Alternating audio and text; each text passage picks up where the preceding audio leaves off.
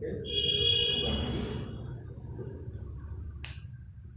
ये article student हम लोगों ने difference right against right to freedom, right to freedom ये हम लोगों ने डिफाइन किया। तो क्या हम चाहेंगे कि आज हम राइट अगेंस्ट एक्सप्लॉयटेशन, शोषण के विरुद्ध अधिकार, उस पर आज बात हो जाए विस्तार से। आप क्लास में आ गए आप लोग पूरी तरह से। तो आज हम चर्चा कर ले रहे हैं क्या राइट अगेंस्ट एक्सप्लॉयटेशन, शोषण के विरुद्ध अधिकार। और ये दो आर्टिकल 23 इन आर्टिकल 24, शोषण के विरुद्ध अधिकार।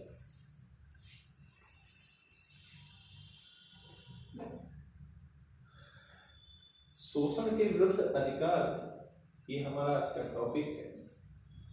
राइट अगेंस्ट एक्सप्लॉयटेशन, शोषण के विरुद्ध अधिकार ये हमारा आज का टॉपिक है। ये स्टेट के भी खिलाफ है और प्लस प्राइवेट एंटिटी, जो प्राइवेट एंटिटी है उसके भी खिलाफ है। माने स्टेट और प्राइवेट दोनों ही एक्सप्लॉयटेशन नहीं कर सकते हैं।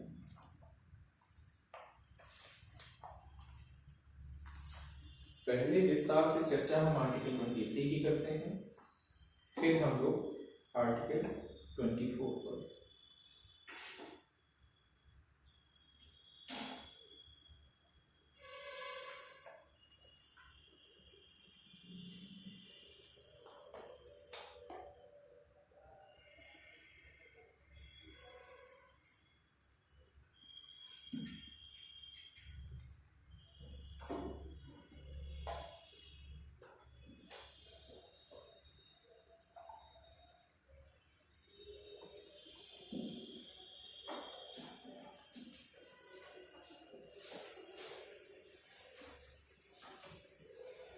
आर्टिकल 23(1) कहता क्या है?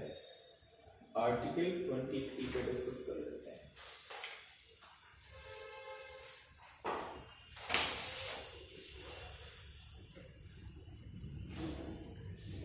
Prohibits traffic in human beings. Prohibits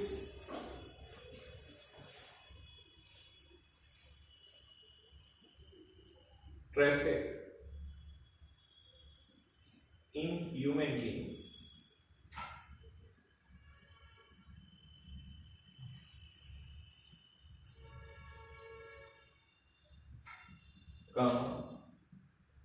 बेगार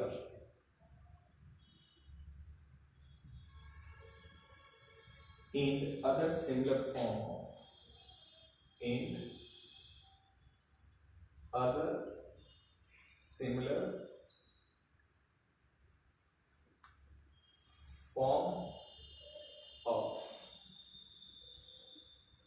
forms of forced labor.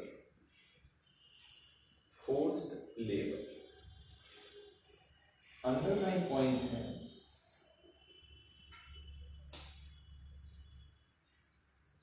Traffic in human beings, begar, in other similar form of forced labour.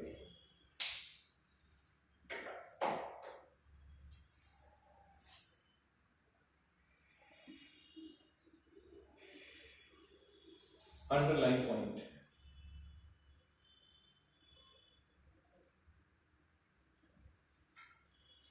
और कह रहा है कि अगर इसका उल्लंघन हो रहा है, रेड जो भी अंडरलाइन है, ट्रैफिक इन ह्यूमन बीइंग्स, बेगार और फोर्स्ड लेबर का अगर कोई वायलेशन कर रहा है, स्टेट हो या प्राइवेट एंटिटी हो, तो एनी कंट्रावेंशन, कोई भी any contravention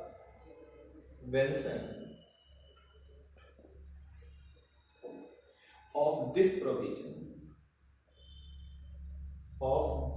provision shall be an offense, अपराध होगा, बी एन ऑफेंस, अपराध होगा, punishable in accordance with law, punishable in accordance with law, जो विधि के अनुसार दंडनीय होगा।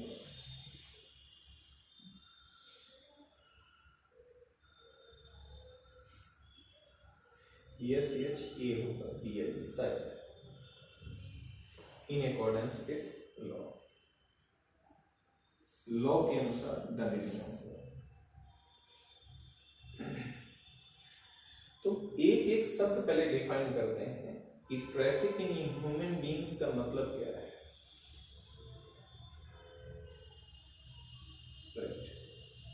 फिर बेगार मतलब क्या है और फोर्स्ड लेबर क्या है, एक एक टर्म को डिफाइन करते हैं, ये कीवर्ड है। स्टेट और प्राइवेट एंटिटी दोनों के अगेंस्ट है। एनी कंट्रावेंशन, कोई भी उल्लंघन करता है इसका, ईदर स्टेट और private entity of this provision shall be an offence, अपराध होगा, punishable in accordance with law, जो विधि के अनुसार दंडनीय होगा। अब एक एक टर्म को हम एक्सप्लेन करते हैं। तो एक्सप्लेन हम करते हैं इसमें कुछ टर्म। पहला टर्म एक्सप्लेन करते हैं कि ट्रैफिक इन ह्यूमन बीइंग्स का मतलब क्या है। ट्रैफिक इन ह्यूमन बीइंग्स मतलब क्या है। हिंदी में मानव का दुर्व्यापार, हिंदी में इसको बोलेंगे मानव का दुर्व्यापार। Hindi traffic in human beings की अगर हम देखेंगे तो ट्रैफिक इन ह्यूमन बीइंग्स की हिंदी है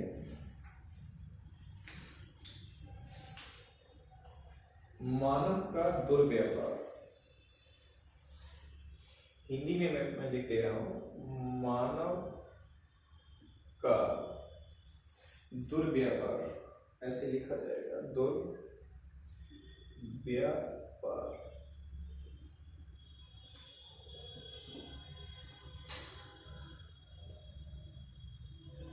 इसका मतलब क्या है traffic in human beings.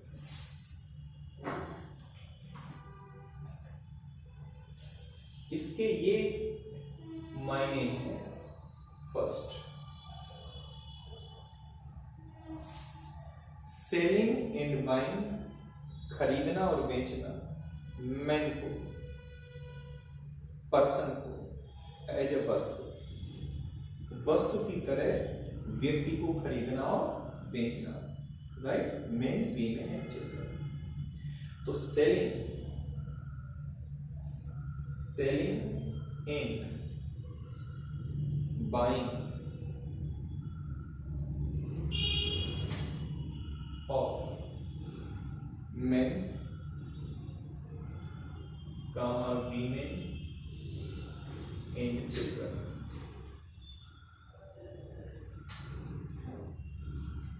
Like goods, ये मानव का दुर्व्यापार समझा जाएगा।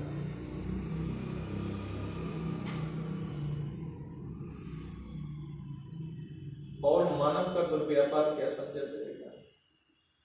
Immoral traffic, IMMORAL, traffic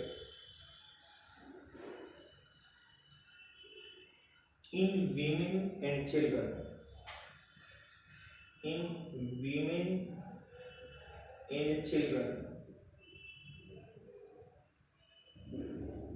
including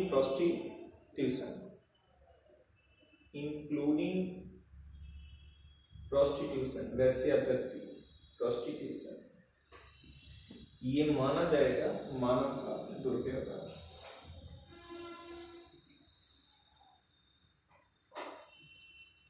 slavery, ये माना जाएगा दास बना लेना, किसी को अपने यहाँ रख लेना इस रूप में कि वो अब आपकी जीवन भर आपके यहाँ काम करने के लिए बाध्य है। Slavery, you know very well this word slavery. और एक प्रथा और इस भारत में प्रचलित थी, देवदासी। एक व्यक्ति जो अविवाहित है वो अपना सारा जीवन मंदिर को समर्पित कर दिया करते थे। साउथ में ये प्रथा बड़ी प्रचलित थी और माना जाता था कि उसने सब कुछ अपना मंदिर को डिवोट कर दिया। लेकिन वो भी, उस पर भी वेश्यावृत्ति के आरोप लगते रहे हैं। देवदासी एक महिला जो फैसला करती है कि वो जीवन भर विवाह नहीं करेगी और अपना जीवन उस मंदिर की, XYZ मंदिर की सेवा में लगाएगी, वहीं रहेगी, वहीं वो सेवा करेगी, तो उसको देवदासी प्रथा कहते हैं। कालिदास का एक नाटक है मेघदूतम में बड़ा जिक्र है देवदासी का। तो ये प्रथा हमारे यहाँ चली आ रही है।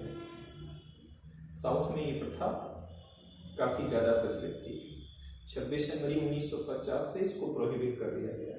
आज कोई महिला देवदासी बनना चाहे, नॉट अलाउड। तो ये हिंदू प्रैक्टिस है देवदासी। ये क्या है? हिंदू प्रैक्टिस है। जैसे सती प्रथा है वैसे ये भी हिंदू प्रैक्टिस है। कालिदास का नाटक है मेघदूतम में इसका जिक्र है। कालिदास के नाटक मेघदूतम में जिक्र है।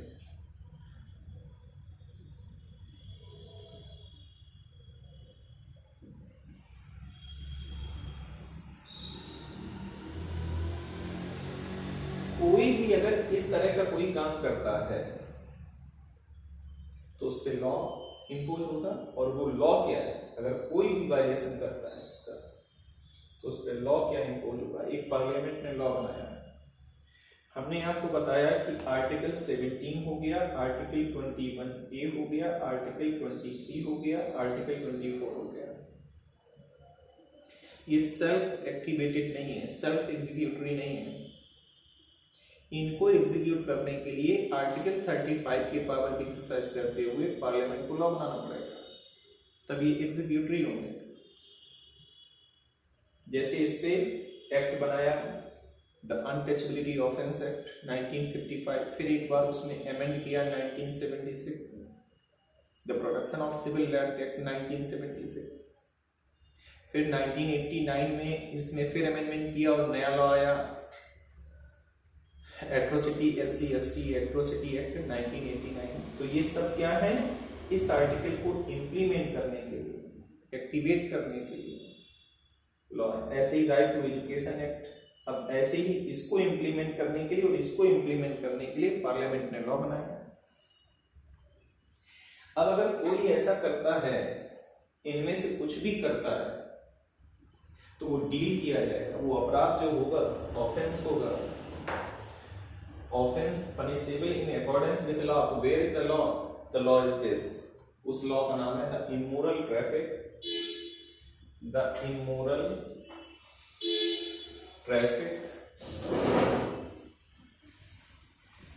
Prevention act 1956। Prevention act 1956, this is the law.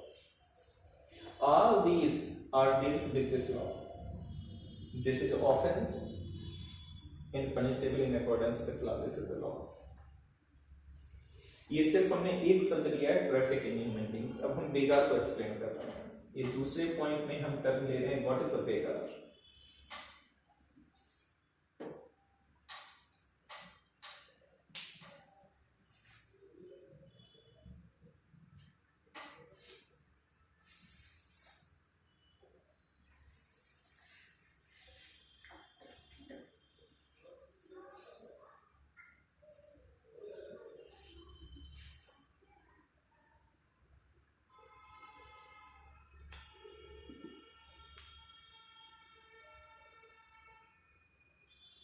क्या मैं दूसरे शब्द पर आऊं? मैं बेगार को एक्सप्लेन करूं?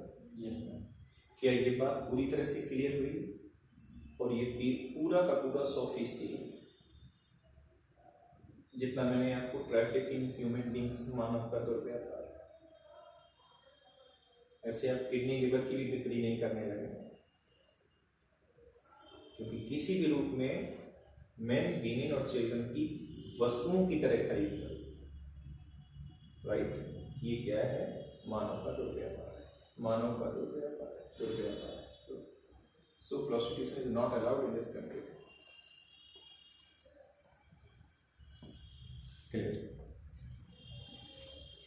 क्या मैं दूसरा शब्द बेगार एक्सप्लेन करूं? अगर आप तैयार हो। बेगार आपको देखने में समस्या हो रही होगी, आप इस वाली चेयर पे आप आ जाइए, आप ये आगे वाले पे आ जाइए, ये इस पे आ जाइए, ये बैग पीछे रख दीजिए, आप आगे आ जाइए।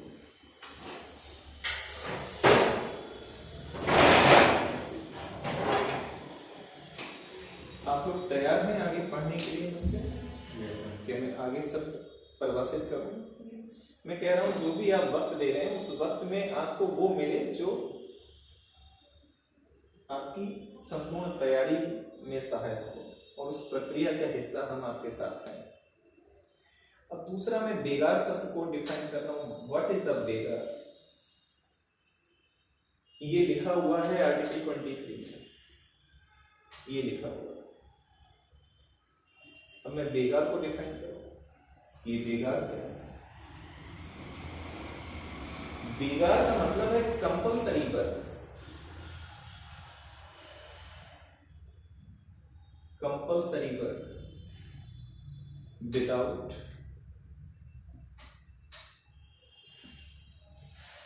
एक शब्द आता है रिम्यूनरेशन, माने पारिश्रमिक, REMU, देखिए यही है क्या? MERATION, यही है? ये यमी होगा। रेम्यूनरेशन माने पारिश्रमिक, हिंदी में बोलते हैं। किया, किसी व्यक्ति से क्या किया? आपने आवश्यक उससे काम करवा लिया, कंपल्सरी वर्क, और उसको उसका पारिश्रमिक नहीं दिया, इसको बेगार। जैसे मुझसे पढ़वा लिया और मुझे पेमेंट नहीं दिया, इसको बेगार। क्लियर? तो इसको बोलते हैं begar. This is the definition of begar. Only one definition exist within the territory of word. Begar means this: compulsory work without remuneration. इसका मतलब अगर कोई ऐसा कराना चाहता है किसी से, जी कंपल्सरी वर्क, तो इसमें बॉन्डेड लेबर नहीं, बाउंडेड लेबर नहीं, कंपल्सरी वर्क। बाउंडेड लेबर अभी आएंगे, फोर्स्ड लेबर में। माने आपको ये काम करना ही करना है, दैट्स वाई कंपल्सरी वर्क। ये आपको करना है, एक अथॉरिटी XYZ ने कहा आपको करना है, और उस काम के बदले आपको पारिश्रमिक भी नहीं मिलेगा, इस कॉल्ड बेगार। बात क्लियर है? जैसे जमींदार जो होते थे इंडिया में, वो क्या करते थे अपने टेनेंट के साथ? उनको ये करना ही करना है खेत में काम। द रिलेशन बिटवीन द जमींदार एंड टेनेंट्स, मैंने तो तालीम हिस्ट्री में भी, तो द रिलेशन बिटवीन जमींदार एंड टेनेंट्स, जमींदार एंड टेनेंट्स, TENANTS, ये क्या है? इनके साथ क्या होता था? इनके साथ करना पड़ता था बेगार। अगर जमींदार के इलाके में रहना है तो तुम्हें उसके खेत में काम करना है, और बदले में भोजन पानी के लिए कुछ दे देगा, अनाज दे देगा। तो द रिलेशन बिटवीन द जमींदार and tenants during the period of medieval, ancient and modern history is called begar, right?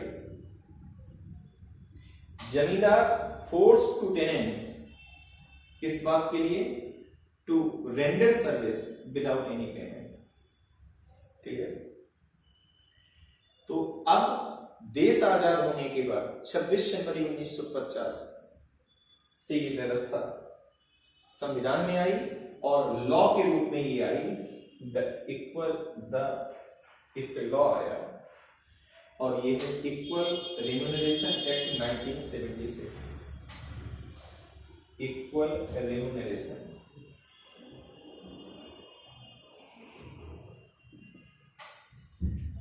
Act 1976। अब ये लॉ इम्पोज है।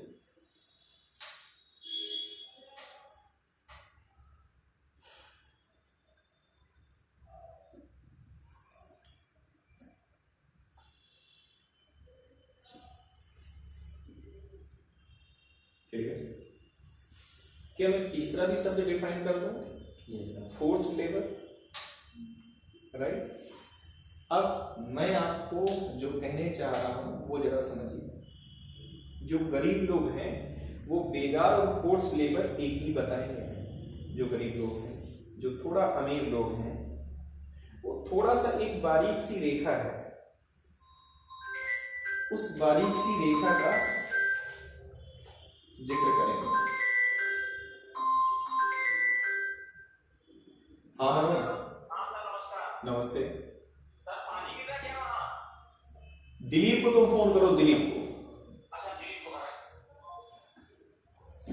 इतनी बात क्लियर हुई। तो गरीब और अमीर के बीच में फर्क इतना है। गरीब और अमीर मानसिक अवस्था के रूप में मैं बात कर रहा हूं। बेगार और फोर्स लेबर सामान्य तौर पर पैरेलल वर्ड है, लेकिन एक बारीक सी रेखा है, जैसे मैं कहूं अंधविश्वास और आस्था के बीच में होती है।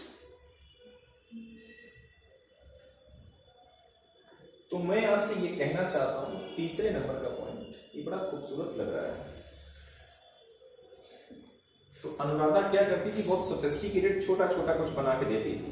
फ्लावर भी, बुके भी बहुत छोटा बनाया, वो आज भी लगा हुआ है हमारे यहाँ।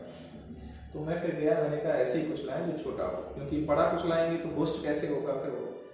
अब कल बढ़िया हम लोग लड्डू जो है चंदा लिया है सबसे, शुरुआती दौर है लोगों का, तो लिया है, कुछ इकट्ठा भी हो गया है, तो आगे ठीक है। इतनी बात क्लियर हो। अब मैं आगे बढ़ूं। तीसरा मैं फोर्स्ड लेबर की बात कर रहा हूं। तो फोर्स्ड लेबर की बात कर रहा हूं। फोर्स्ड लेबर का मतलब हिंदी में बोलते हैं बलात् श्रम। फोर्स्ड लेबर, बलात् श्रम जी। क्या सब तो चाइल्ड लेबर होता है ना, श्रम नहीं, वो बाल श्रम होता है। Child labour, child labour means बाल श्रम, फोर्स्ड लेबर मीन्स बलात् श्रम। फोर्स्ड लेबर मीन्स इसका मतलब होता है बलात् श्रम, बलात् श्रम। जैसे बलात्कार, किसी की इच्छा के विरुद्ध उसके साथ सेक्स करना, ये बलात्कार होता है। इसी तरह से बलात् श्रम, किसी की इच्छा के विरुद्ध उससे काम करना। यहां कंपल्सरी वर्क है, वहां किसी की इच्छा के विरुद्ध आप उसको सैलरी भी दे दो, लेकिन उसकी इच्छा नहीं है वो काम करने की, और आप उसकी इच्छा के विपरीत उससे काम करवा रहे हैं। क्या आप अंतर समझ पाए? समझ पाए? बोलो बटला। तो बलात् श्रम का मतलब है कंपेलिंग या फोर्सिंग, कंपेलिंग या forcing a person to work, a person to work against his will, against his will। Clear की बात? इसको हम बोलेंगे क्या? क्लियर?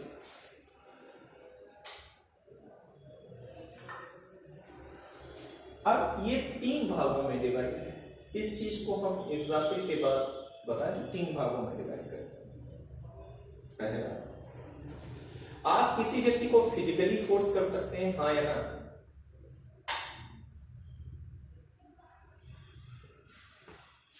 क्लियर? आप किसी व्यक्ति को लीगली फोर्स कर सकते हैं, हाँ या ना? पक्का?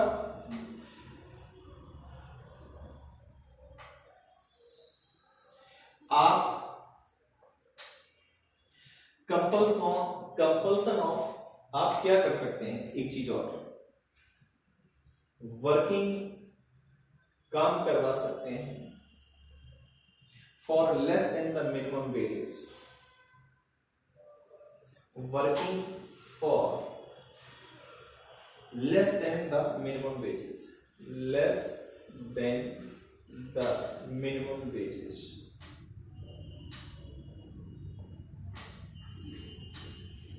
क्लियर? इसका मतलब है इस पर भी कोई एक्ट होना चाहिए, तो इस पर भी एक्ट है, सब पे अलग अलग। इस पर क्या एक्ट है? अगर आप किसी से बलात् श्रम कराते हैं, फोर्स लेबर कराते हैं, तो एक्ट क्या है? द बाउंडेड लेबर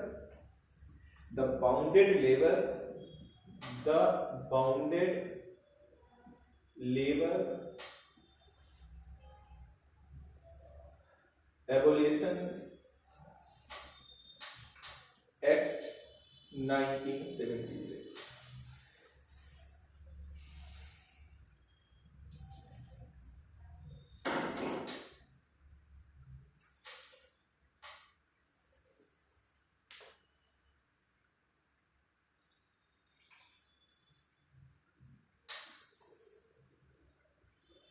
इसी को अगर हम दूसरा पर्यायवाची शब्द, इसी को हम बाउंडेड लेबर कह सकते हैं। तो बाउंडेड लेबर का हम प्रयोग यहां कर सकते हैं, न कि यहां। अब जाकर के ये आर्टिकल कंप्लीट हुआ। 3 लॉ है, इस पर लॉ है, इस पर लॉ है, इस पर लॉ है और इस पर लॉ है, तीनों पर लॉ है।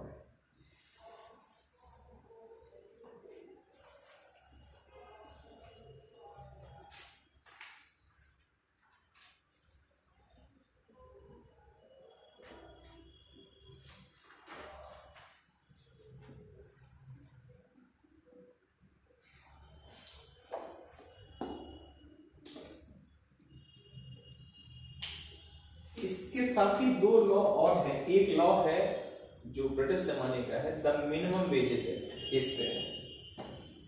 ये भी the minimum wages act 1948, British जमाने का एक लॉ और है। और एक law the contract labour act 1970, the contract labour act 1970। ये 3 लॉ हैं इस पर। तो टोटल लॉ आपके पास हो गए कितने? 1 2 5। और ये कोई भी लॉ आपसे पूछा जा सकता है, क्योंकि आपके सिलेबस में कॉन्स्टिट्यूशन भी है और पॉलिटी भी है। तो ये 5 लॉ पॉलिटी को बिलोंग करते हैं, the applied form of the constitution. Minimum wages act जो है तो ये 1950 से पहले का है, तो ये कोई बात नहीं, ब्रिटिश जमाने का है। वो लॉ कंटिन्यू कर दिए गए जो लॉ मौलिक अधिकारों के साथ असंगत नहीं है, तो ये लॉ आज भी चल रहा है। क्लियर? ठीक। अब जाकर के 23, और ये सारी कहानी 23(1) की है। 23(1) ये सारी कहानी। अब 23(2) पे डिस्कस कर लेते हैं। एक सेंटेंस लिखवाना है, फिर हम 24 पर बढ़ जाते हैं।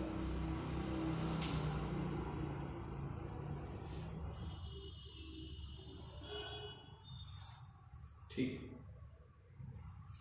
अब सुबह वाले बैच में ऐसे पढ़ाए, हाँ सर ऐसे पढ़ाया था, इसमें ज़्यादा अच्छा लग रहा है। ज्यादा अच्छा लग रहा है, तो इसीलिए इसमें पढ़िए।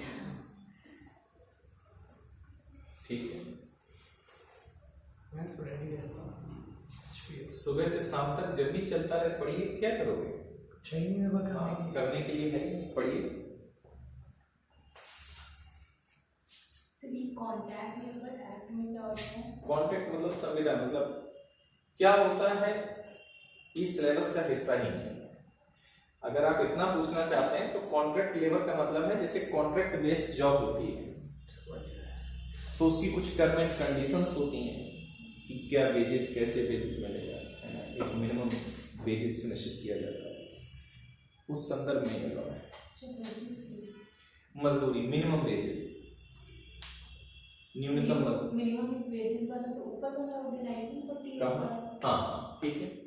तो ये सही कॉन्ट्रैक्ट और ये कॉन्ट्रैक्ट लेबर जो कॉन्ट्रैक्ट होता है, कॉन्ट्रैक्ट मतलब है ना कि कि सर इतने काम साल करने वाले और काम कराने वाले के बीच में जो कॉन्ट्रैक्ट होता है, उस कॉन्ट्रैक्ट एक्ट में जो प्रावधान है वो भी प्रावधान इसी के अंदर आते हैं कि वो ये नहीं कर सकते। ठीक है। अब कॉन्ट्रैक्ट लेबर में एक व्यक्ति 10 साल आपके यहाँ काम करेगा, 1 साल काम करेगा, 2 साल, है ना, तो वो इसके अंदर नहीं आएगा। ठीक है। अब आगे बढ़ो मैं। ये 23(1) कंप्लीट हुआ है, क्या मैं 23(2) की तरफ बढ़ूं? Yes sir. ठीक। पोस्टमार्टम कर लिया है पूरे आर्टिकल का, एक एक शब्द समझाने की कोशिश की, जर्रे जर्रे ने तुमको मुझसे मिलाने की कोशिश की। ठीक है। 23(2)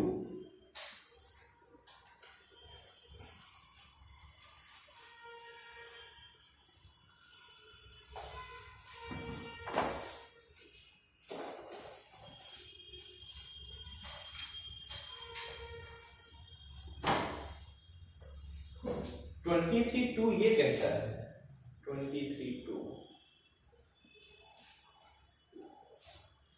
कि स्टेट आप पर ऐसी कंपल्सरी सर्विसेज थोप सकता है विदाउट सैलरी। स्टेट कर सकता है।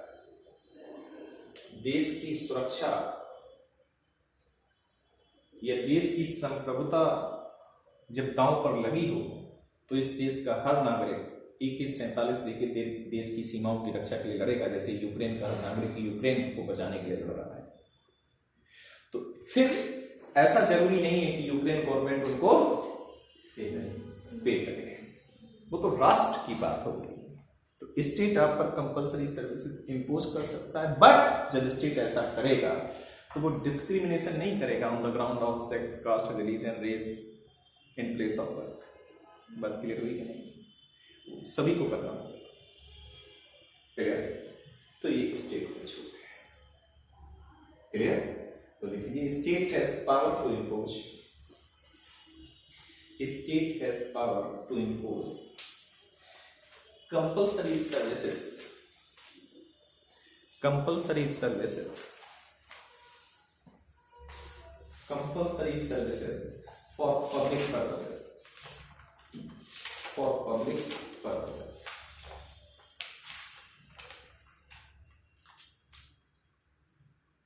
For public purposes. For example,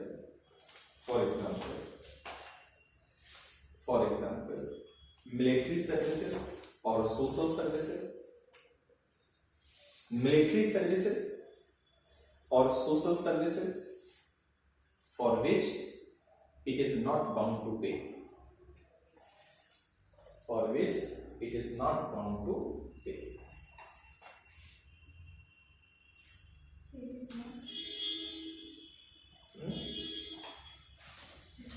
Military services or social services for which it is not bound to pay. State bound नहीं होगा, आपसे मिलिट्री सर्विसेज ले लेगा या सोशल सर्विसेज ले लेगा। अर्थक्वेक आया, कल्पना करिए कभी ऐसी स्थिति ना हो जैसे जापान में अर्थक्वेक आया था, तो अब आपसे कंपल्सरी सर्विसेज स्टेट ले लेगा और आप ये क्लेम नहीं करेंगे कि पे। क्लियर? क्या मैं आर्टिकल 24 की तरफ बढ़ जाऊँ?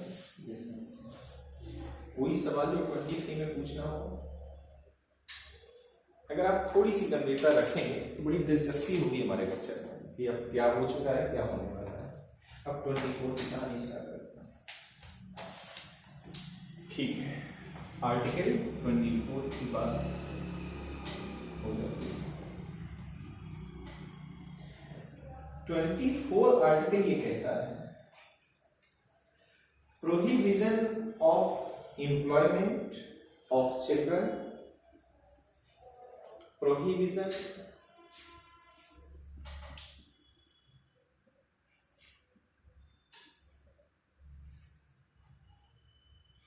of employment of children,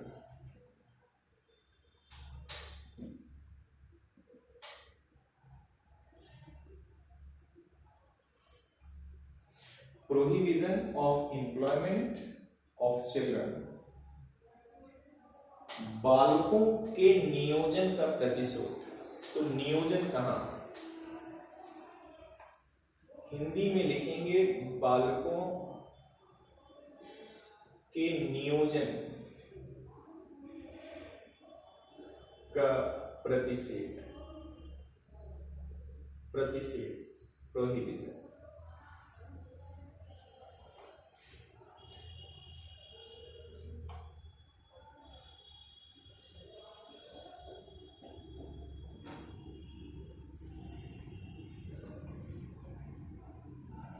ठीक,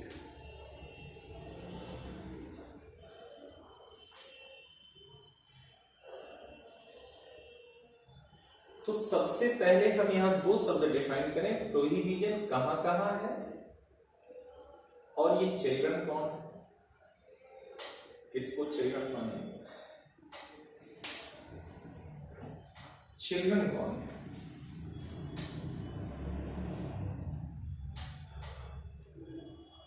तो उन्होंने कहा चिल्ड्रन हम उनको मानेंगे, अगर आप इस टर्म को एक्सप्लेन करें, इस टर्म को, तो हम चिल्ड्रन उनको मानेंगे जिनकी एज लेस देन 14 है, एज 14 साल से कम है, वो चिल्ड्रन है। इस देश में बच्चे की परिभाषा यही है कि 14 या 14 साल से कम होगा, इसको बोलते हैं चिल्ड्रन। ये चिल्ड्रन की डेफिनेशन है। और एक शब्द और आता है एडोलसेंट, वो एज है जो 14 से 18 है, और फिर एक एडल्ट जो 18 से बड़ी है। क्या बात क्लियर हुई? 0 से लेकर के 14, 14 से लेकर के 18 और 18 से ज्यादा, ये बच्चे हैं। 0 मतलब उसका फर्स्ट ग्रेड, ये चिल्ड्रन है, ये एडल्सेंट है, और ये एडल्ट। यही 3 कैटेगरी। जो ग्रेटर आर इक्वल टू 16 है वो सीनियर सिटीजन है, वो अलग बात है, इसको हटा देते हैं। एक सीनियर सिटीजन और परिभाषा है इसी के साथ, एक परिभाषा सीनियर सिटीजन की ओर।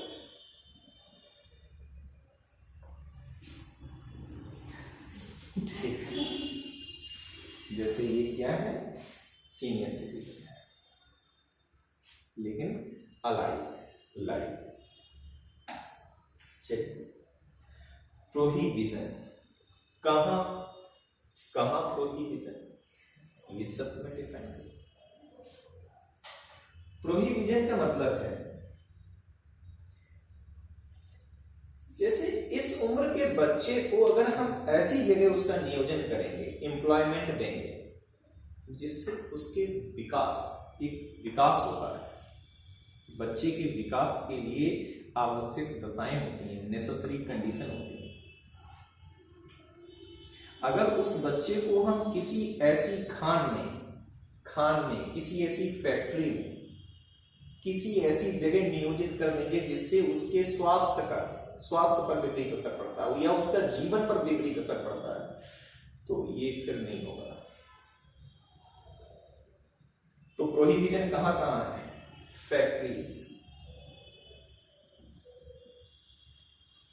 प्रोहिबिशन क्या है? माइन, खाने।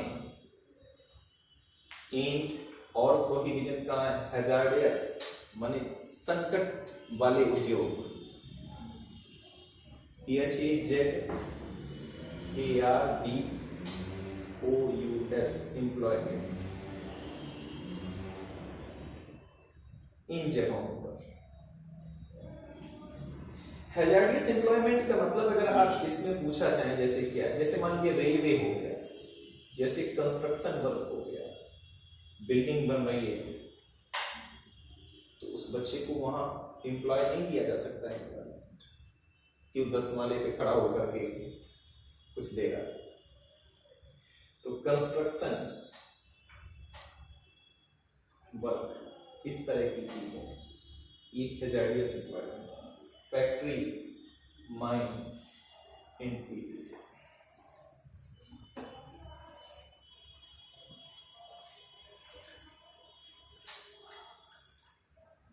इसका मतलब है कि एक बात मैं नोट करवा दूं आज आपको, एक बात मैं नोट करवा दूं कि article 24 does not prohibit, article 24 does not prohibit, does not prohibit the employment of children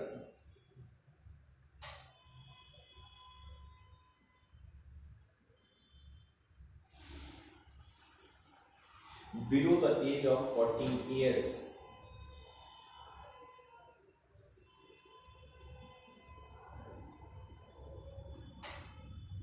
in any harmless or innocent work,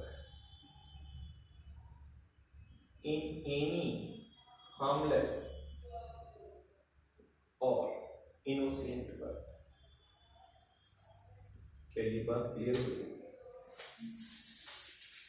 underline point. क्या बच्चे को जो 14 साल से कम उम्र का है किसी हार्मलेस और इनोसेंट वर्क में लगाया जा सकता है? लगाया जा सकता है, बस बट उसको कहां नहीं लगाया जा सकता है? यहां यहां यहां।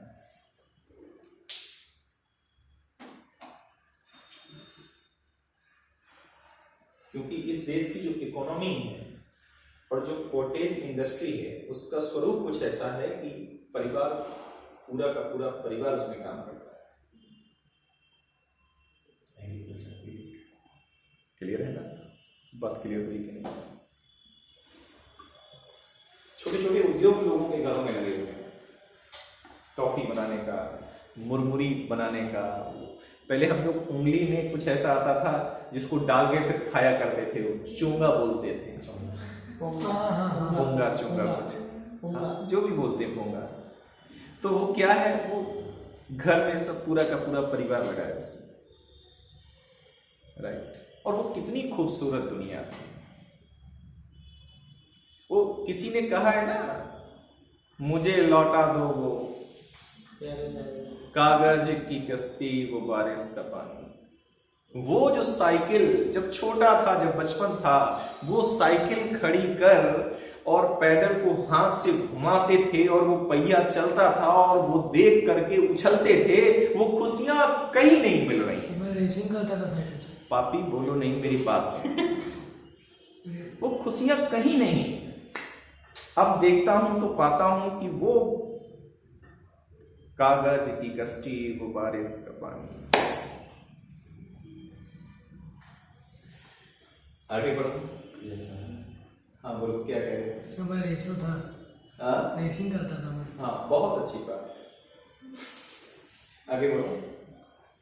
तो इसका मतलब आर्टिकल 24 सेल्फ एग्जीक्यूटरी नहीं है, राइट। पार्लियामेंट में exercise the power of article 35, clear, to make the law. तो पार्लियामेंट ने इस पर लॉ बनाया। उस लॉ का नाम है the child labour, the child labour prohibition and regulation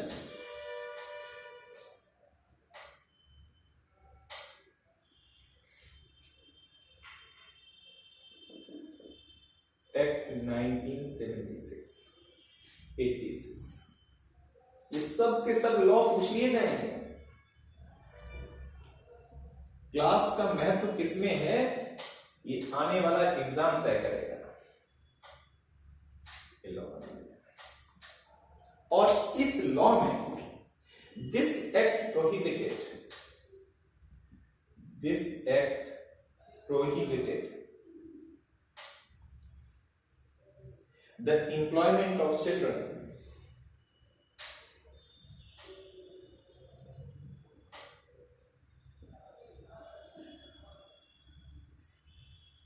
below 14 years.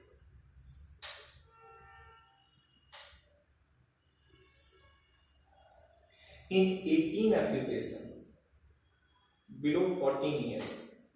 In 18 occupation, मतलब ऐसे 18 ऑक्यूपेशन है जिसमें और 65 प्रोसेसेस,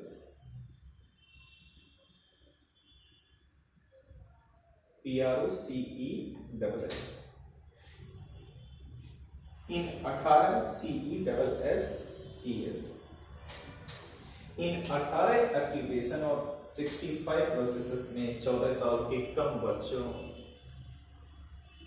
को नियोजित नहीं किया जाएगा। ये लॉ है। क्लियर? ठीक,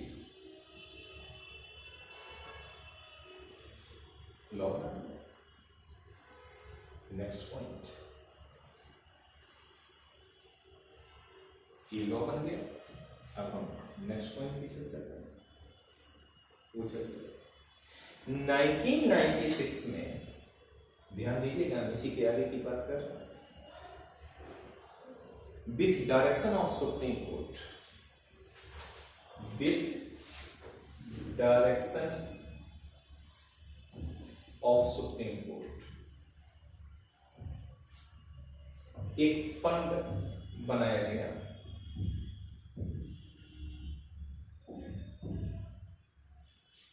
इस फंड एस्टेब्लिश चाइल्ड लेबर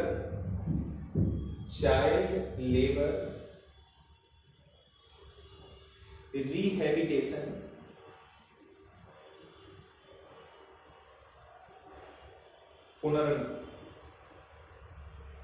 पुनर्वास वेलफेयर फंड। ये फंड बनाया गया with the directions of the supreme court.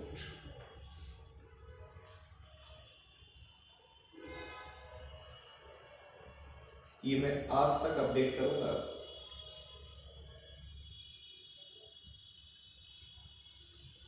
Offending इसमें क्या है, ये फंड कैसे है कि offending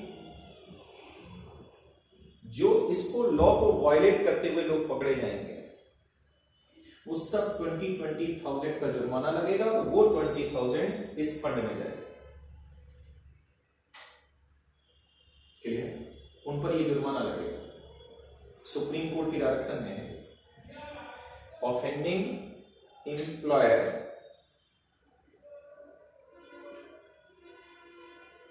have to deposit a fine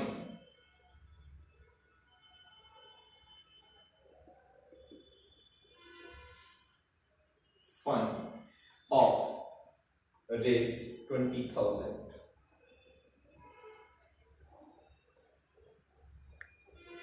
for each child employed by them. For each child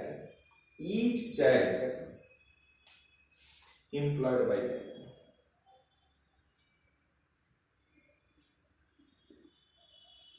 क्या ये बात क्लियर है? ठीक, कहानी फिर और आगे बढ़ाते हैं। हमें कहानी और बढ़ाने का है 2006। ये कहानी 1986 की थी। ये 1986 के बाद कहानी हम लेके जा रहे हैं 96 की। अब हम 2006, सबके लास्ट में 6 कॉमन है।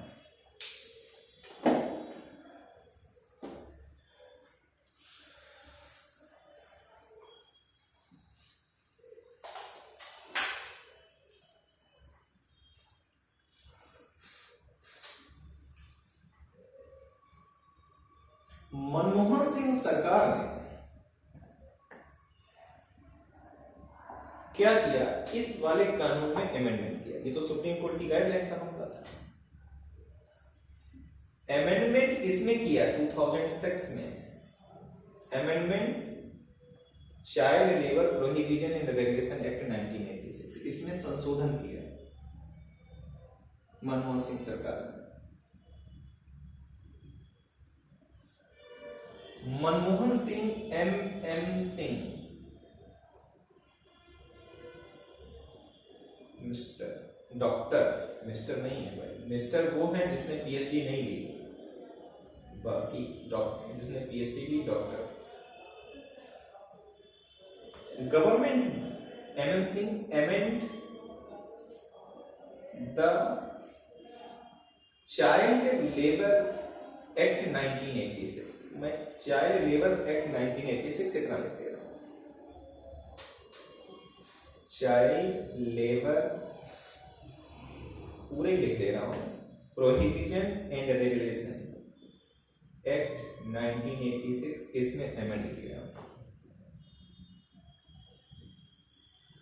डॉक्टर MM सिंह गवर्नमेंट पूरा ऐसे लिख लीजिए, amend the child labor prohibition and regulation act 1986 amend किया और amend करके उन्होंने बैन कर दिया।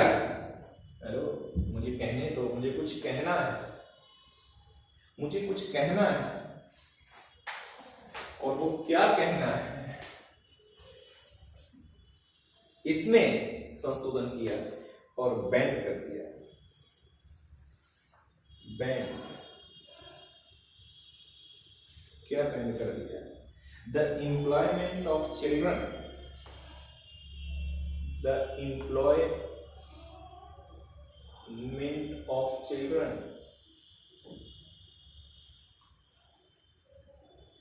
As domestic servant, as domestic servant, और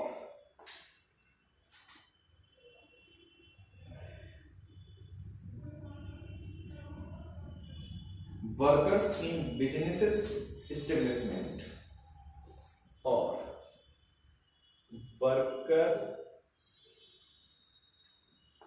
इन business establishment, in business establishment कैसे कैसे, like hello, like hotels, dhabas, restaurant,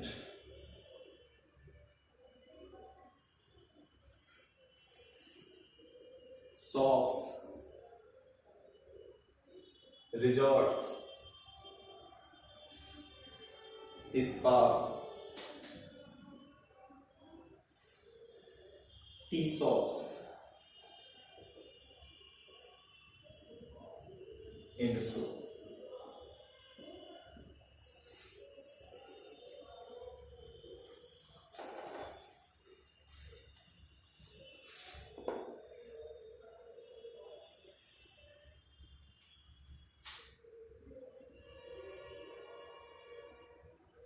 अब मैं कहानी 2016 की लास्ट में कहानी उठाता हूँ, तब जाकर ये टॉपिक कंप्लीट होगा, ये अप टू डेट हो जाएगा। अब हम कहानी उठा लेते हैं 2016 की, ये कहानी 2016 की है।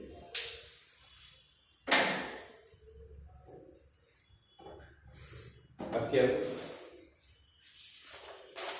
फिर से इस एक्ट को संशोधित किया गया, इसी वाले एक्ट को, एक बार 2006 में और एक बार 2016 में। अब PM मोदी गवर्नमेंट कहानी है, क्या मुझसे कनेक्ट है? मोदी गवर्नमेंट,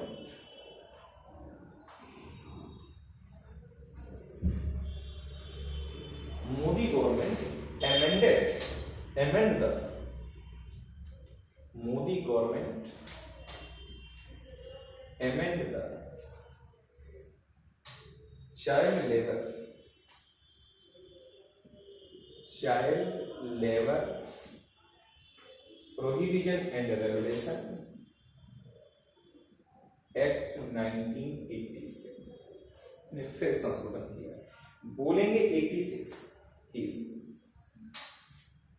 फिर संशोधन किया, और वो संशोधन क्या था,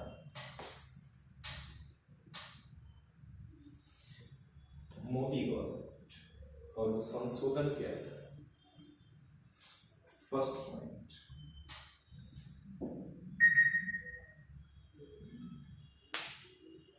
जितने भी ऑक्यूपेशंस और प्रोसेसेस हैं उन सब में 14 साल के बच्चों का नियोजन एम्प्लॉयमेंट प्रतिबंधित कर दिया गया है। जितने भी ऑक्यूपेशंस हैं, जितने भी प्रोसेसेस हैं, क्लियर, पक्का। फैमिली में भी हम नहीं कर रहे। मैंने बताया ना, जितने भी ऑक्यूपेशंस हैं, जितने भी प्रोसेसेस हैं, ये मैं अप टू डेट बात कर रहा हूं। तो क्या है,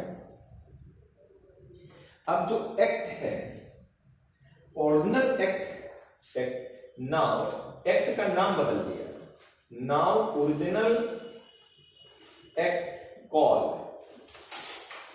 अब कहा जाएगा, उसका नाम, नया नामकरण किया, उसका नाम है चाइल्ड एंड एडोलसेंट, नाम है child and adolescent,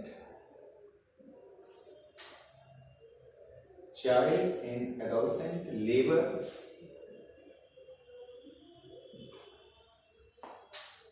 prohibition and regulation, prohibition and regulation act 1986 बात क्लियर है। ये नया एक्ट बन के तैयार, उस एक्ट का नाम ये बदला, ईयर पे गया। इसका मतलब इसमें चाइल्ड के लिए कुछ है और एडोलसेंट के लिए, तो चाइल्ड के लिए क्या है, इसमें दो बातें मैं लिखवा दूं कि एडोलसेंट के लिए कुछ बात है, clear. Prohibits the employment of children, prohibits the employment of children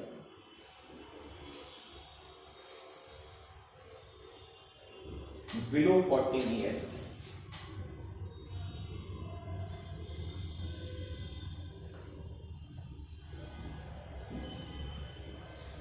in all occupations, in all occupations and processes.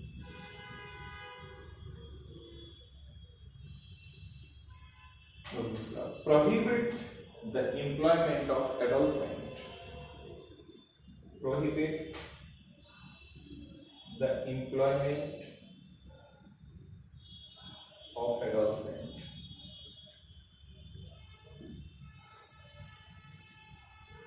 मतलब 14 to 18 in certain hazardous, in certain कुछ निश्चित,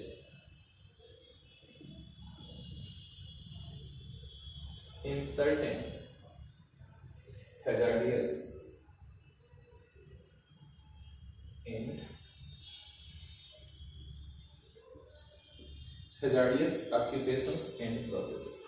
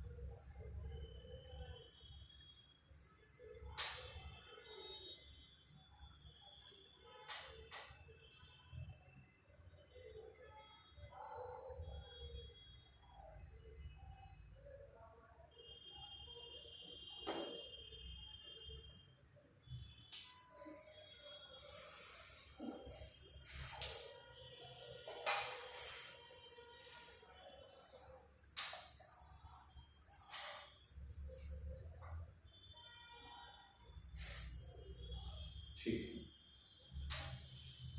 क्लियर।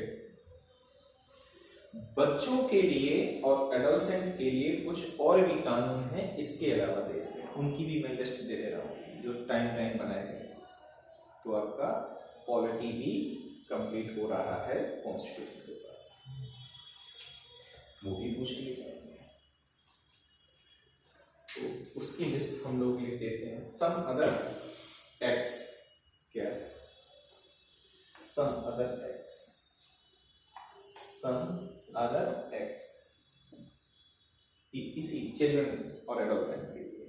तो पहला कुछ और अन्य एक्ट की बात करेंगे। First, the employment of children act 1938, the employment of children act 1938,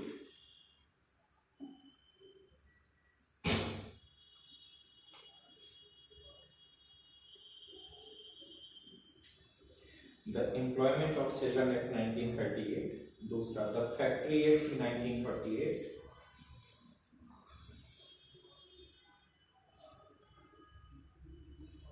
factory है The Factory Act 1948, तीसरा The Plantation Labor Act 1951, next point The Motor Transport Workers Act 1951, So the plantation Labor Act 1951, next The Motor Transport Workers Act 1951,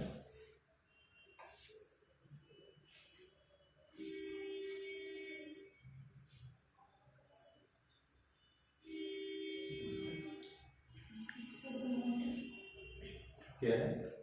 हाँ, The Mines Act 1952, The Mines Act, MINES, Mines Act. Next, the Merchant Shipping Act 1958,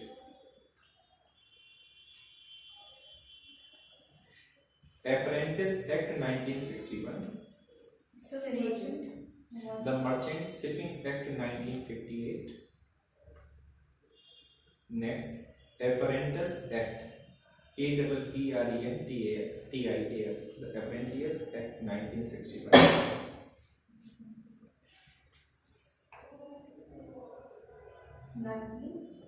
1961, Apprentice Act 1961. Next, the Beedi and Cigar Workers Act 1966.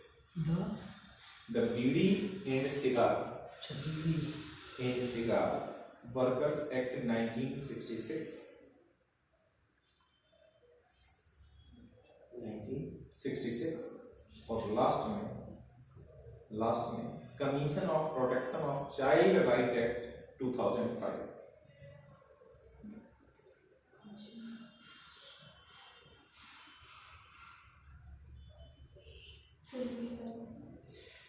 Commission of protection of child right act 2005. ये भी सारे कानून हैं जो children's के rights को protect करते हैं. इनके अलावा 2005.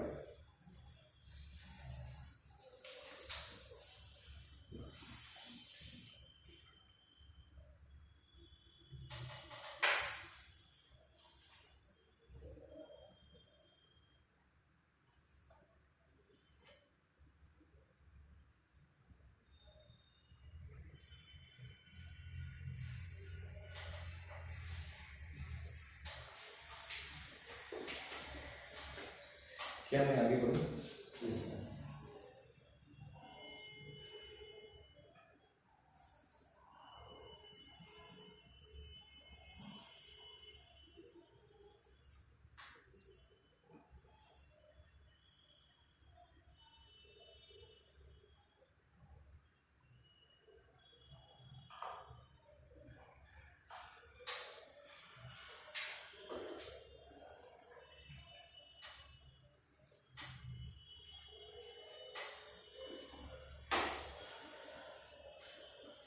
सब के जाए मैंने 23 और 24 कराया. ठीक है, एक तरफ फंडामेंटल राइट्स हैं और एक तरफ डीपीएसपी है। DPSP is the final goal, statement of vision. State को यही अचीव करना है। क्लियर? जिस दिन ये स्टेट गोल अचीव कर लेगा उस दिन सोशियो इकोनॉमिक जस्टिस आ जाएगा। इस तरह से पॉलिटिकल जस्टिस है, आर्टिकल 330, 331, 332, 333, 334, इन सब में पॉलिटिकल जस्टिस है। माने एससी और एसटी के लिए लोकसभा और राज्य की विधानसभाओं में सीटें रिजर्व है। पॉलिटिकल जस्टिस को दे दिया गया in the constitution mentioned in the article. लेकिन सोशियो इकोनॉमिक जस्टिस कैसे मिलेगा? ये जो हमारे कॉन्स्टिट्यूशन गॉडफादर थे उन्होंने डीपीएसपी एक बनाया पार्ट संविधान में और स्टेट को ये गोल दे दिया कि वो फ्यूचर में ये गोल अचीव करेगा। और जिस पल ये स्टेट गोल अचीव कर लेगा उस वक्त ये स्टेट सोशियो इकोनॉमिक जस्टिस की आइडियल कंडीशन है। क्या ये बात आप समझ पा रहे हैं? Statement of vision, statement of vision ये गोल है स्टेट का, राइट? फाइनल गोल है।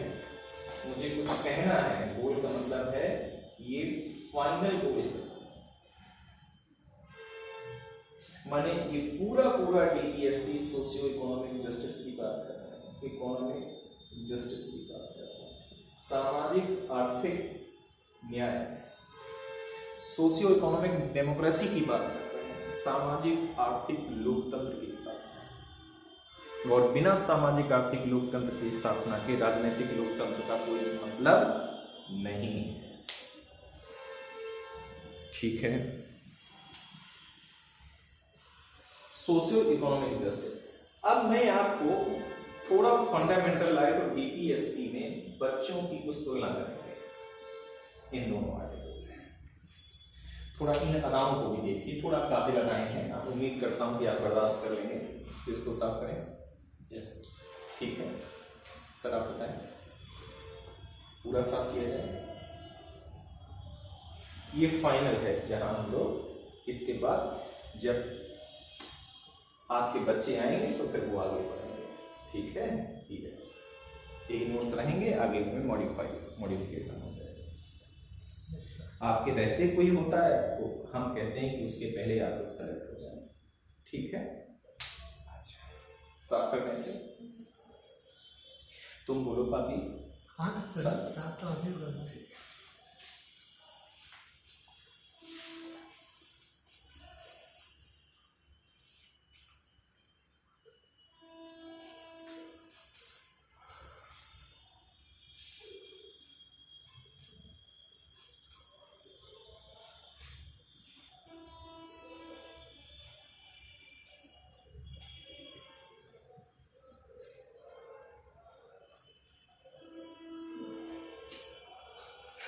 हम चिल्ड्रन को देखते हैं कि इसके बारे में संविधान में कहा क्या गया है। चिल्ड्रन को दो एज में हम कैटेगराइज कर लेते हैं, 0 to 6 ईयर और 6 to 14 ईयर। संविधान में ऐसे कैटेगराइज किया गया है तो इसको हम कैटेगराइज कर लेते हैं। ठीक। डीपीएसपी क्या है? फाइनल गोल है। एक तरफ हम क्या लिखते हैं? डीपीएसपी लिखते हैं। ये फाइनल स्टेट का गोल,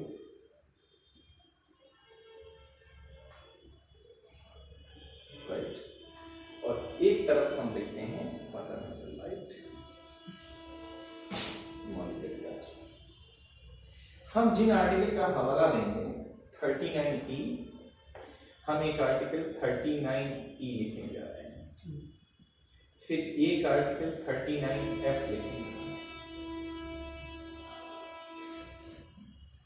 और फिर एक आर्टिकल 45 लिखेंगे। ये 3 आर्टिकल हैं जो डीपीएसपी में बच्चों से संबंधित है। मैंने पूरा डीपीएसपी पढ़ा है, मैंने तालीम हासिल की है और उस तालीमियत में हमने ये पता किया है कि वो कितने डीपीएसपी में आर्टिकल हैं जो बच्चों के लिए समर्पित है। बच्चों का मतलब 0 to 40। तो 39E ये कहता है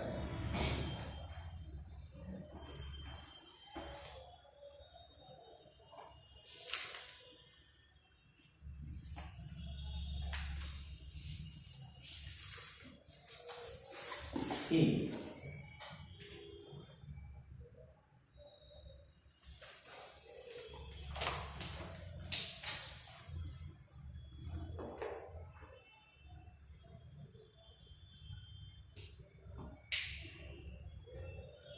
थोड़ा सा मैं बोलूंगा, आपको लिखना पड़ेगा, तो लिखिए, पूरा पूरा लिखना है।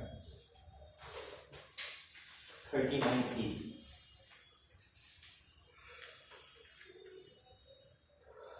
39E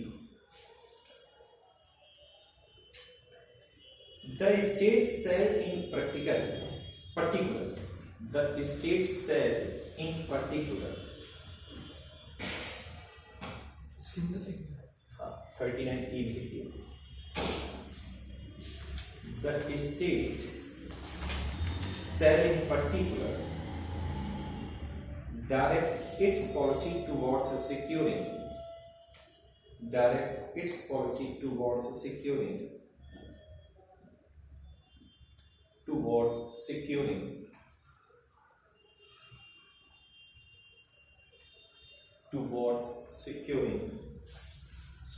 here So direct it's towards securing that the health and strength of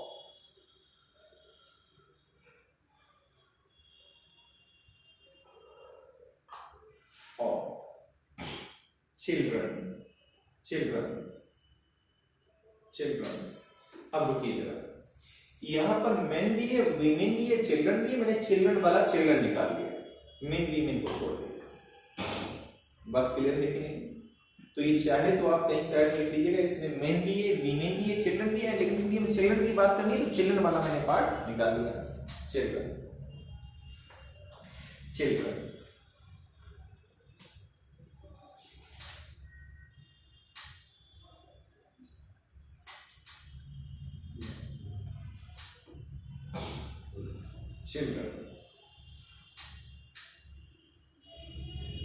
are not abused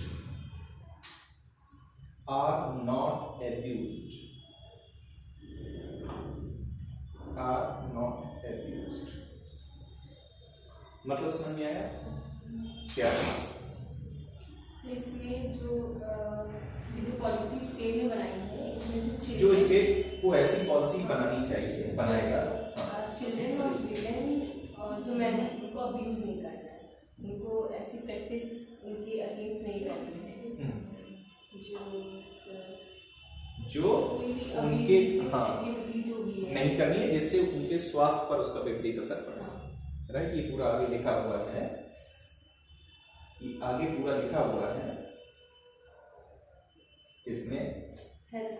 हाँ, लिखा हुआ है abused and that citizens are not forced by economic necessity to enter vocations unsituated to their age of or strength। बात आप समझो, ठीक है? ये 39 की है। 39F कह रहा है opportunities for health development of children. पहले ये मूल संविधान में था नहीं, पहली बात।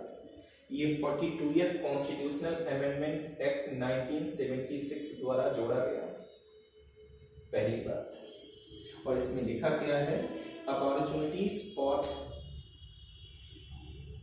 Healthy development of children, opportunity of healthy development of children।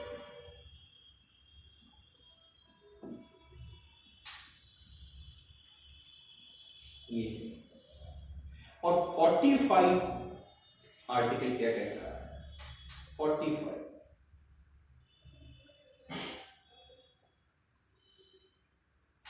Early childhood care, early childhood care, early childhood care की बात कर रहा है, childhood care and education, in education की बात कर रहा है। ये 0 से 6 ईयर, ये 3 आर्टिकल ऐसे हैं जो डीटीएस में ये ऐड किया गया, ये मूल संविधान में था नहीं, ये दोनों मूल संविधान में थे।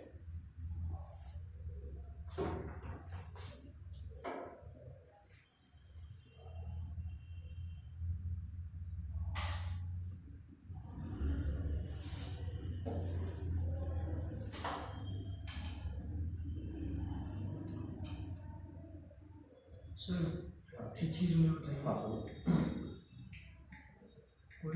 हाँ सर डीपीएसपी का फुल फॉर्म तो मुझे पता है, हाँ। उसका एक्चुअल मतलब क्या होता है वो नहीं पता है। Directive principle of state policy का मतलब है इस पार्ट में ऐसे आर्टिकल दिए गए हैं, हाँ। वे बातें कही गई हैं जो स्टेट जब भी अपनी पॉलिसी बनाए, हाँ। या स्टेट जब भी लॉ बनाए तो उन बातों को शामिल करे, जो राज्य को एक कल्याणकारी राज्य के रूप में पेश करेंगे।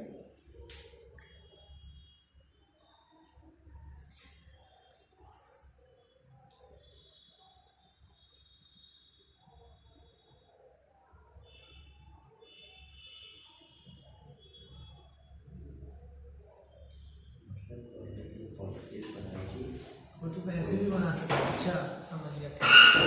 इनको जरूर उसमें अब आगे बढ़ो मैं, अब आगे बढ़ो, ठीक है।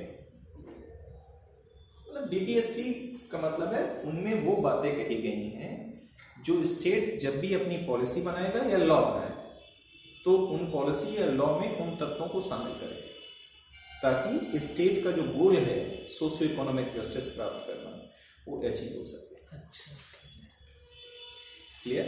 सामाजिक और आर्थिक लोकतंत्र की स्थापना सुनिश्चित हो सके। अब ध्यान देना, सुनिए,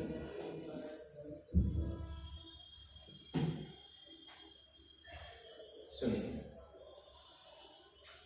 एक केस था उन्नी कृष्णन, उन्नी KRISHNAN, उन्नी Krishnan versus state of Andhra Pradesh, versus state of Andhra Pradesh, DHRAPRA, year देख लेना, राइट, ये ईयर देख लेना।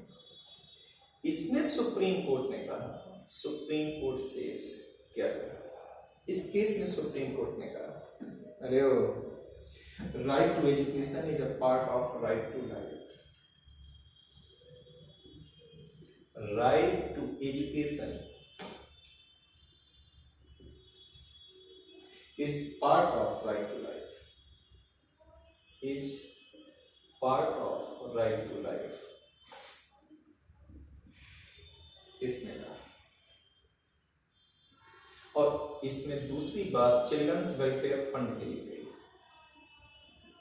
वेलफेयर फंड की बात की, दो बातें इसमें की। अब अगर सुप्रीम कोर्ट ने कह दिया right to education is a part of right to life, तो इसका मतलब है right to education is a fundamental right. इसका मतलब अब फंडामेंटल राइट में ये आर्टिकल आएगा, बिल्कुल है। पक्का। सो इस केस के बाद 86 कॉन्स्टिट्यूशनल अमेंडमेंट एक्ट 2002 के द्वारा पार्लियामेंट ने क्या किया? Added a new article in the fundamental right, added new article in a part 3rd। उस आर्टिकल का नाम है आर्टिकल 21A,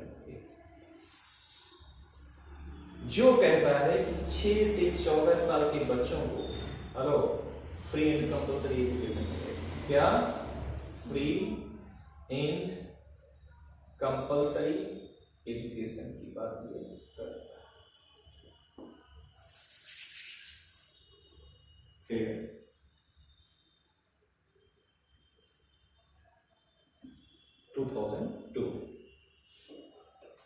ठीक है, फ्री एंड कंपल्सरी एजुकेशन की बात कर रहा है, लेकिन ये आर्टिकल सेल्फ एग्जीक्यूटरी नहीं था, फंडामेंटल राइट में डाल दिया गया, मैंने लिखवाया था। तो अब इसको एग्जीक्यूट करने के लिए, क्रियान्वित करने के लिए पार्लियामेंट को लॉ बनाना पड़ेगा। तो पार्लियामेंट ने 2009 में लॉ बनाया और उस लॉ का नाम है क्या? Right education, right to children to free and compulsory, right to children, right to children to free and compulsory education, free and compulsory education Act 2019 act तो क्रियान्वित हो गया, इस देश में लागू है। मैंने 6 से 14 साल के बच्चों को निःशुल्क और हमारे शिक्षा सारे स्कूलों में दी जा रही है, प्राइमरी स्कूल है, सरकारी स्कूल। बात क्लियर हो गया नहीं? इसको एग्जीक्यूट कर दिया गया। ये केस इसी से रिलेटेड है, केसेस 21A इसी से रिलेटेड 6 से 14 के लिए। अब देखिए 0 से 6 के लिए तो ये वहां है, स्टेट की ड्यूटी है, और ये 6 से 14 के लिए स्टेट ने इसको फ्री एंड कंपल्सरी एजुकेशन को फंडामेंटल राइट ना केवल बनाया बल्कि जो नॉन एग्जीक्यूटरी था उसको एग्जीक्यूट कर दिया 2009। Right to education act 2009 sir, तो ये लॉ हो गया जी, लॉ तो ये लॉ है, ये लॉ है, ये लॉ है मींस ये पॉलिटी है, पार्लियामेंट के द्वारा लॉ पास किया गया।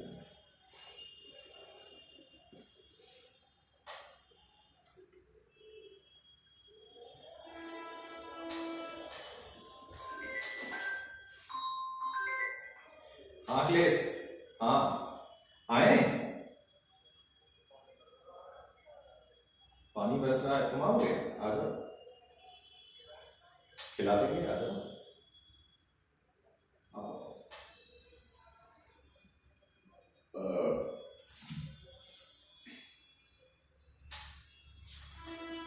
क्या बात आप समझ पाए?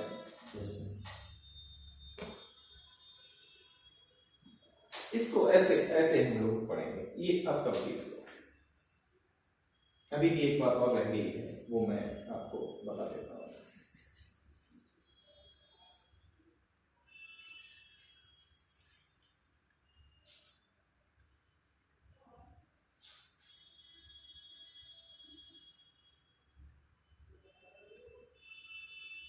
ठीक है,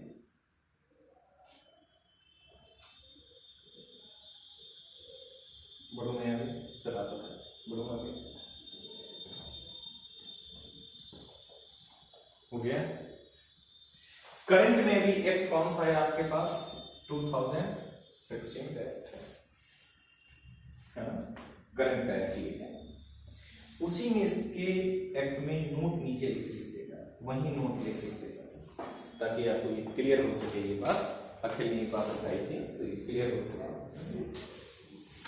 लिखिए,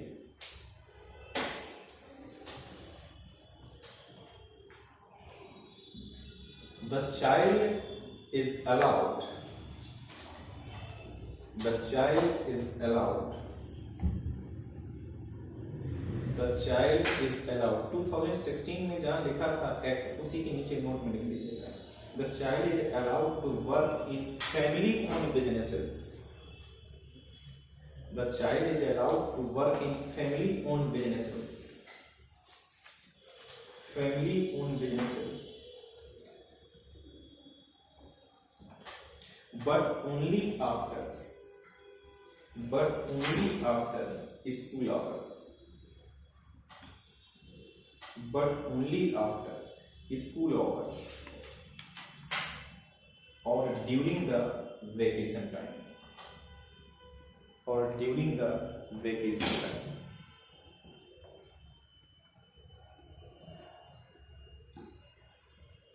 शायद जो आप सवाल पूछ रहे थे वो आपको क्लियर हो गया? यस, ठीक है।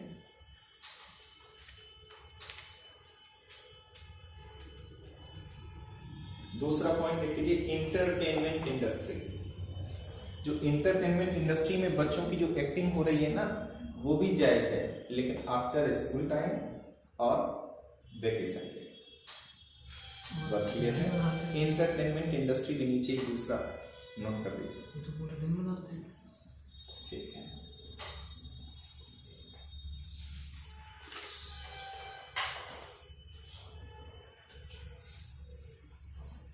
क्या मैं अब आगे बढ़ूं साथियों?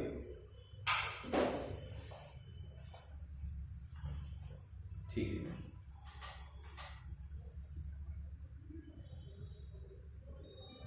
देखिए कितना खूबसूरत ये हो गया ना, बढ़िया। कल हम लोग प्लान बना है, कल हम लोग बढ़िया लड्डू मंगवाएंगे और आप लोगों को खिलाएंगे। आगे बढ़े, बढ़ा जाएगा। यस अकेली बात क्लियर होगी, समझ में? यस यस बोलो। यस अब जाकर के कंप्लीट हुआ 23 एंड 24। मैं पिछले 2 घंटे से 23 24 बोल रहा हूं, साइड ही में रुका हूं, तब जाके 23 और 24 कंप्लीट हुआ। भगवान उनको आत्मा को शांति दें जो ये 10-5 मिनट में पढ़ देते हैं। उनकी आत्मा को शांति मिलनी चाहिए, ये हमारी खुदा से दुआ है। अब हम लोग 25, 26, 27, 28 ये चारों की कंबाइंड यात्रा करेंगे नेक्स्ट लेक्चर पे, माने 27। ठीक, हम क्या यात्रा करेंगे अब? राइट अगेंस्ट एक्सप्लॉयटेशन आज कंप्लीट हो गया जर्निया। तो आज बच्चों की क्या स्थिति है आप बता सकते हो? आपके पास लॉ है, आप उनसे पॉलिटी के स्तर पे भी संवाद कर सकते हैं, आप उनसे कॉन्स्टिट्यूशन के स्तर पर भी संवाद कर सकते हैं, हाँ है ना? तो अब हम लोग कहाँ हैं? आगे कौन सा है? क्या? वाह क्या बात है, राइट टू रिलीजियस फ्रीडम, हम इस पर बात करेंगे। और ये आर्टिकल 25 to 28 क्लियर? ठीक है यस भाई साहब? हाँ अरे बंद करिए यार।